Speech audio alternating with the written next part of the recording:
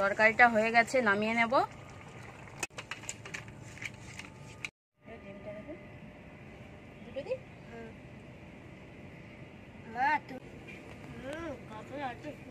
আমি জানতামই না।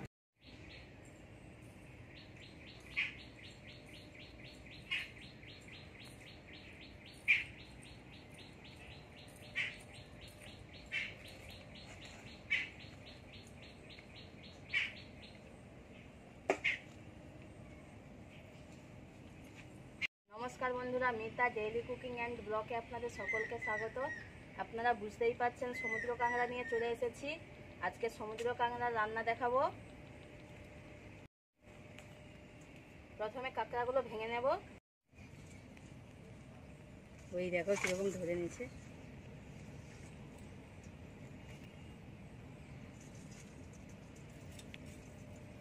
আমি দেবে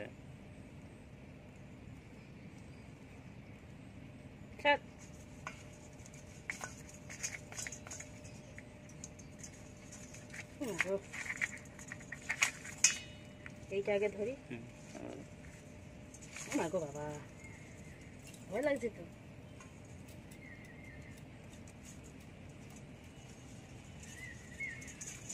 খুব শক্তি একটা দানা কেটে গেল, একটা ভেঙে গেছে। হ্যাঁ আস্তে।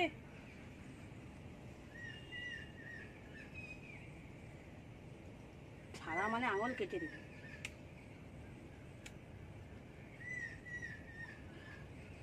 খুব শক্ত তো। উফ, বহু কষ্টে।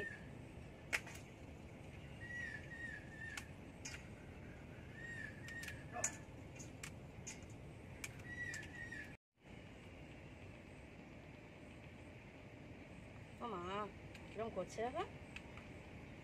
এই কাঁকড়াগুলো দেখতে ছোট হলেও খুব শক্তিশালী আর খুব রাগী। একবার যদি হাতে কামড় দিয়ে দেয়, বাবা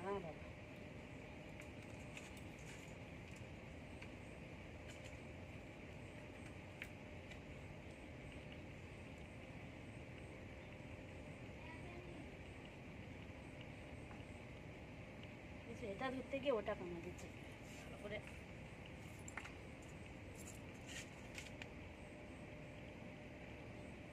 এই ধরছি।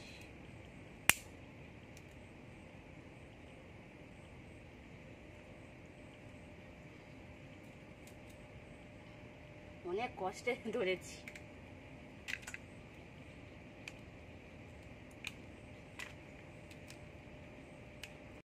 এই দেখুন কাঁকড়াগুলো ধুয়ে নিয়ে চলে এসেছি।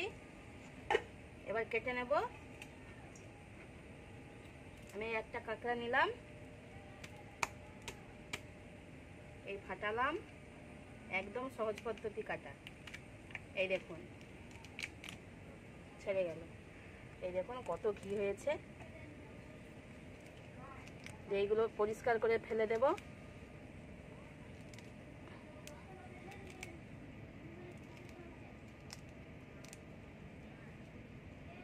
এদিক থেকে এটা ফেলে দেব।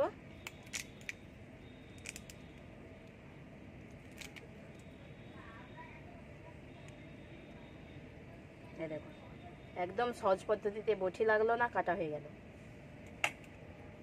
এবার ঘিগুলো বের করে নেব।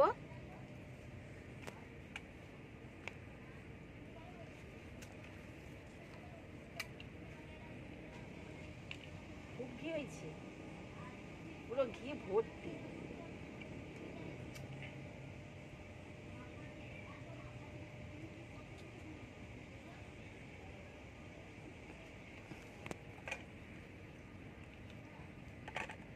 একটা কাঁকড়া থেকে কত ঘি বেরিয়েছে দেখুন। এই দেখুন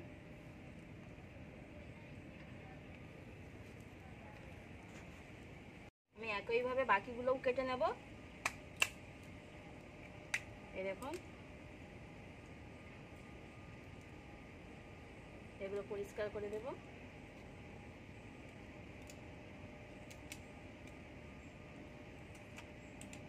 আমার কাঁকড়াগুলো কাটা হয়ে গেছে। এই দেখুন বড় বড় দেখে দাঁড়াও নিয়ে নিয়েছি।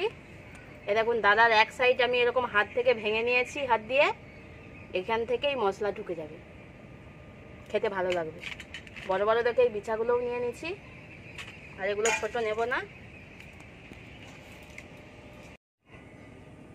কাঁকড়ার রেসিপির জন্য এখানে আলু বেগুন সব কেটে নিয়েছি। এবার মশলা বেটে নেব। মাছ কি রান্না হবে? আর সমুদ্র কাঁকড়া রান্না হবে। আমি জিরে আদা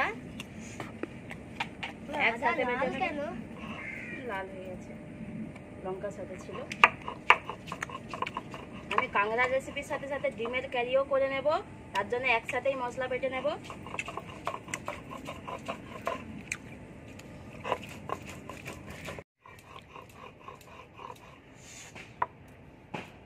আদা জিরে বাটা হয়ে গেছে, তুলে নেব।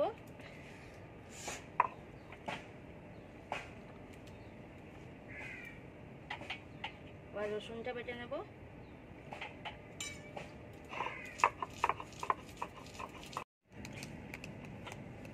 রসুনটা বাটা হয়ে গেছে, তুলে নেব।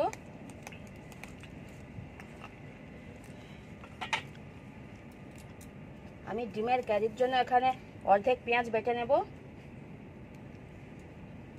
এখানে পেঁয়াজ আছে, থাক এতটাই।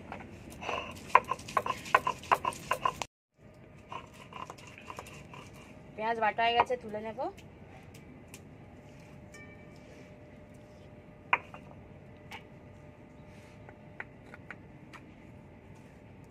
নুনটা ধরে নিয়েছি, কড়াই গরম হয়ে গেছে। কড়াই দিয়ে দেবো তেল। আমি কাঁকড়াগুলো ভেজে নেব।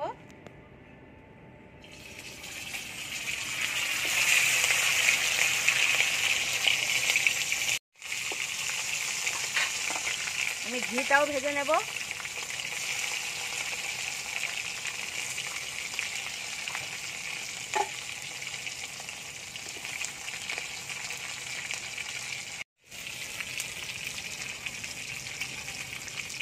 কাঁকড়াগুলো মাছের মতো করে উল্টে নেব। এরকম করে ভাজলে কি হয়, ঘিটা বেশি ঘেটে যায় না, কাঁকড়ার মধ্যেই থেকে যায়। ঘিটা উল্টে নেব। এই দেখুন কত সুন্দর ডিমের মতো। কাঁকড়াগুলো ভাজা হয়ে গেছে, কি সুন্দর ঘিগুলো কাঁকড়ার মধ্যেই আছে। এবার তুলে নেব, ঘিটাও তুলে নেব, ভেজে নেব।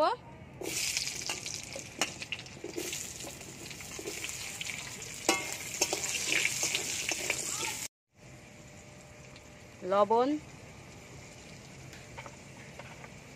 হলুদ গুঁড়ো, আলুটা ভালো করে ভেজে নিতে হবে। আলুটা ভাজা হয়ে গেছে, তুলে নেব।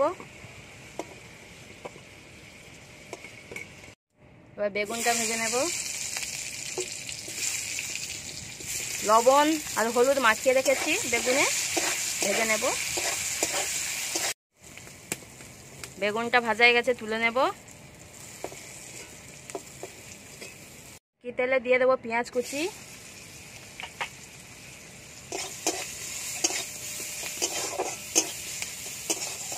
রসুন কুচি, সরি রসুন বাটা, কুচি বলে দিচ্ছি। দিয়ে দেবো আদা জিরে বাটা, হলুদ গুঁড়ো পরিমাণ মতো, লঙ্কার গুঁড়ো দিয়ে ভালো করে মশলাটা কষিয়ে নেব। সামান্য জল,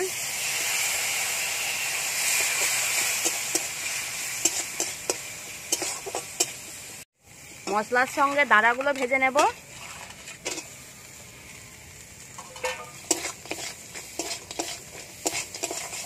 ভেজে রাখা কাঁকড়া আলু বেগুন দিয়ে দেব।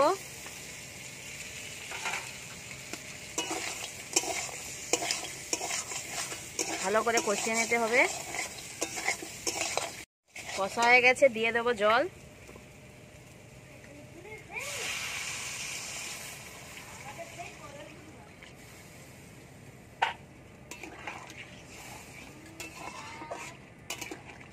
দিয়ে দেবো স্বাদ মতো লবণ।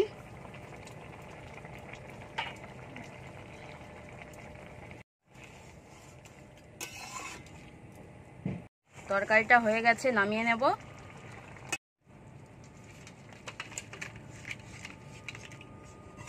এবার আমি ডিমের কারিটা করে নেব। কড়াই গরম হয়ে গেছে, দিয়ে দেবো তেল। আমি আগে থেকে ডিম সেদ্ধ করে নুন হলুদ মাখিয়ে রেখে দিয়েছি, দিয়ে দেব।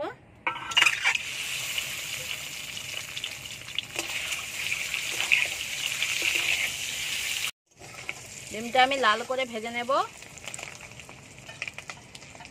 ডিমটা ভাজা হয়ে গেছে, তুলে নেব। ওই তেলে দিয়ে দেবো পেঁয়াজ বাটা, রসুন বাটা,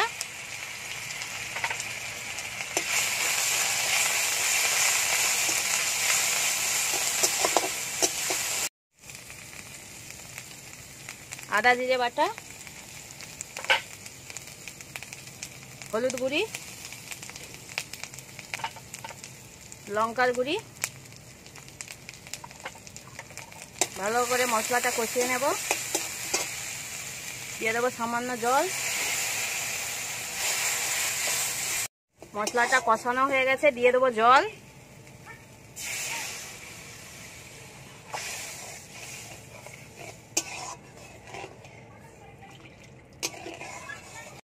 এবার দিয়ে দেবো ডিম,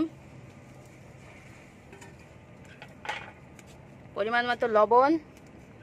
মা ডিমের কুসুম ভেঙে চলে গেছে। ও যাক।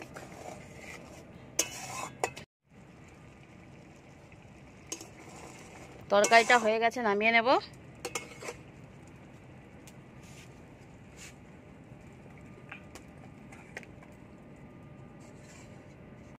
ছেলে আমি খেতে বসে পড়েছি সব রকম আইটেম নিয়ে। ছেলে উচ্ছে খায়নি, ঢেঁড়স দিয়ে খাচ্ছে, ঢেঁড়সের তরকারি। আমি উচ্ছে দিয়ে খেয়ে নেব। নেবে একটু উচ্ছে? মা ঢেঁড়সের তরকারি খুব ভালো। আচ্ছা খেয়ে নাও তারপরে। উচ্ছে খাবে? না সান আরে কি দেবো? ডিম না কাঁকড়া কাঁকড়া? দাও। মা খুব মশা লাগছে। আচ্ছা নাও শোনো। দেখো তো কেমন হয়েছে। আমিও একটু নিয়ে নেই।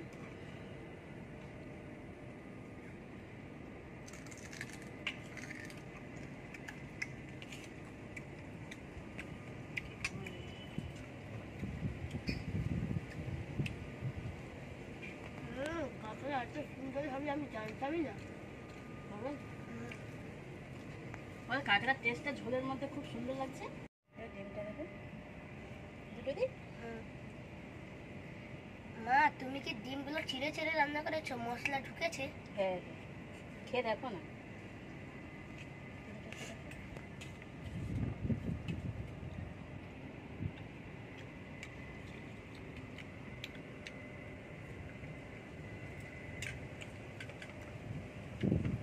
কাঁকড়ার থেকে ডিমটা আরো সুস্বাদু। তুই ডিম খেতে ভালোবাসিস না, ওই জন্য তো সুস্বাদু লাগছে। ভিডিওটি ভালো লাগলে চ্যানেলটি সাবস্ক্রাইব করে পাশে থাকবেন।